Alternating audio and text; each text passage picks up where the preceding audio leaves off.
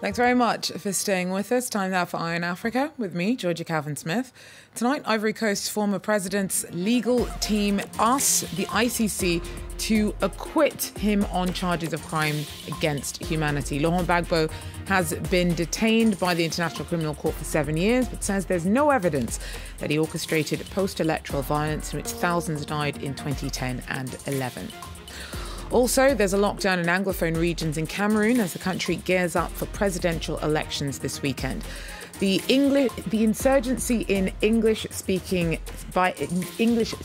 secessionists is the biggest challenge to longtime leader Paul Biya. The divided opposition has struggled to unify against him.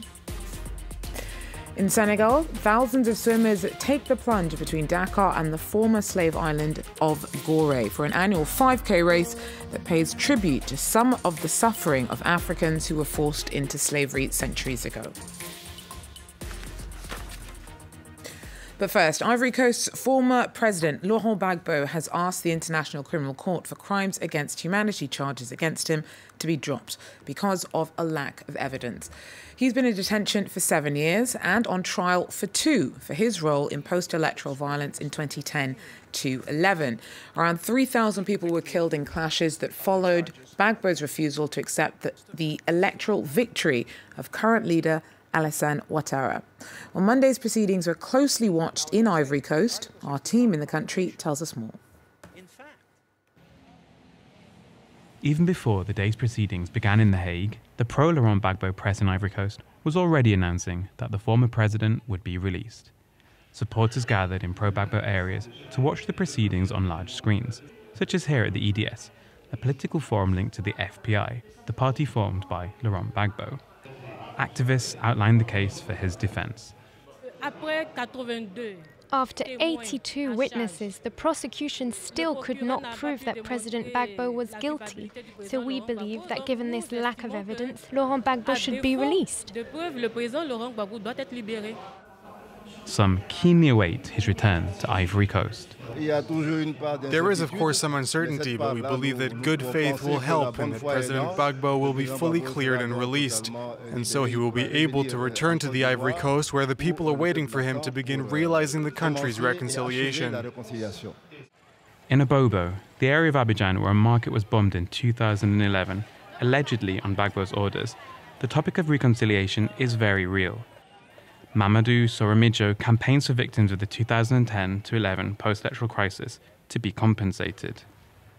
If Gbagbo gets out, then clearly it's going to be hard to forgive, but the victims will have to be at one with the general population and will have to stand together.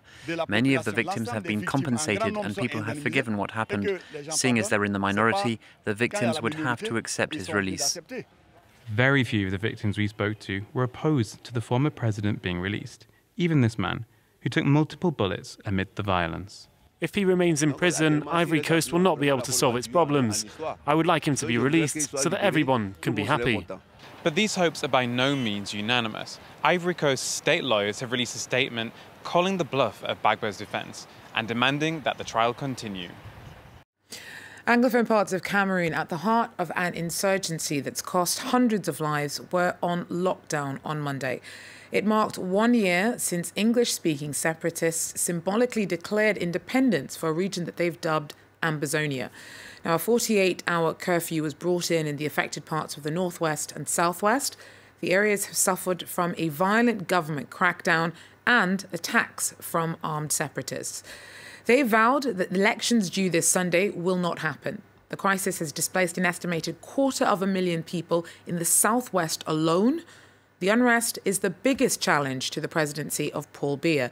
Now, he's led for 35 years and yet remains the front-runner in upcoming polls. Some opposition candidates had hoped to form a coalition and field a single candidate. But with just days to go, there is no sign on hopes that could be settled on a unified front. Our team reports. Cabral Libby is a 38-year-old presidential candidate who is very popular amongst the youth, a growing popularity which gives him hope of a smashing victory in the polls. The newbie in politics believes he has the support to go in alone and sees no need for a coalition with other opposition candidates in the one-run voting system. From the very beginning, I have been willing to rally behind and even give my support to one of the opposition candidates, but on the condition that we have the same goals, and that is not quite the case now. On the other side of town, we meet another strong Biya contender, Maurice Kamto, a former minister of the outgoing regime. Over the past couple of years, he has advocated for a single opposition candidate to challenge the head of state. To him, he is the perfect candidate if ever a coalition was going to happen. We are open to create a powerful coalition. Cameroonians who want victory can join us. It's not too late. While the others still nurse hopes of a strong coalition against Paul Biya, the presidential candidate for the main opposition party, the SDF, has dismissed any such possibility. The Social Democratic Front is confident of their chances this year. They still claim they were cheated of victory in the 1992 presidential elections. There was never going to be a single candidate. We are all candidates. We are talking about presidential elections. It is very serious, and I don't think there is room for any adjustments now. Back in the capital, Yaoundé, Akere Mouna seems to be the only presidential candidate still holding onto the possibility of a coalition. Days to the decisive presidential elections, the renowned anti-corruption lawyer thinks there is hope for a single candidacy. We know that this country will be lost if we have the same government.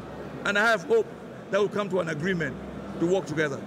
As the country counts down to the October 7 elections, the 8 opposition presidential hopefuls are more than ever divided. The dream of a single candidate to challenge incumbent President Paul Biya is gradually fading. Look now at some news in brief. Al-Shabaab extremists have claimed responsibility for a suicide car bombing in Mogadishu on Monday. The blast struck an EU armoured convoy. The vehicles were reportedly carrying Italian soldiers, and the Italian army said that no soldiers were injured. Shabaab regularly attacks military, state and civilian targets in their attempts to overthrow the central government. The death toll from a grenade attack on a nightclub in the South Sudanese town of Yambio has risen to 10. Dozens were injured when the explosion went off on the dance floor last Friday. Police say that they don't think the incident's linked to the country's ongoing civil war. There were clashes between police and locals in the Johannesburg suburb of Westbury on Monday. Protests against the high levels of crime in the area began last week, and residents are calling for authorities to do more to tackle gangs who run drugs and guns through the area. Police have also come in for accusations of corruption. Demonstrators reportedly accuse them of accepting bribes from gangs. Bobi Wine's treason case has been adjourned to December. The Ugandan MP and musician, whose real name is Robert Kyagulanyi, is one of 35 people facing charges after they were arrested in August following the stoning of President Yoweri Museveni's convoy. All deny the accusations. Kyagulanyi is an influential critic of the leader and has accused police of torturing him whilst he was in detention. Well, now we take a look at a legendary swimming race in Senegal in which participants also immerse themselves in memories of the slave trade. Hundreds of professional and amateur swimmers take part every year in the grueling 5K swim from Dakar to the island of Gorée. It was once a point from which Africans left the continent, packed onto ships to be forced into slavery. Nicolas Chemin has more. The first to cover the 5 kilometers between Dakar and the island of Gorée are the expert swimmers. Then it's the amateurs who swim a slightly shorter race. All of them face a strong current. The winner of the 5-kilometer race was once again Adamatio Ndir, who's a soldier in the Senegalese Navy. It's the third time I won the Dakar-Gorée race. Last year I was surprised I finished second, so today I'm happy that I came in first. Some of the brave participants were very young.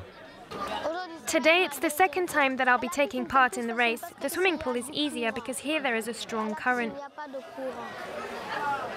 But this event is more than just a race. It's also a tribute to the millions of Africans who, between the 16th and 19th centuries, passed through the island of Gorée on their way to be forced into slavery in the Americas.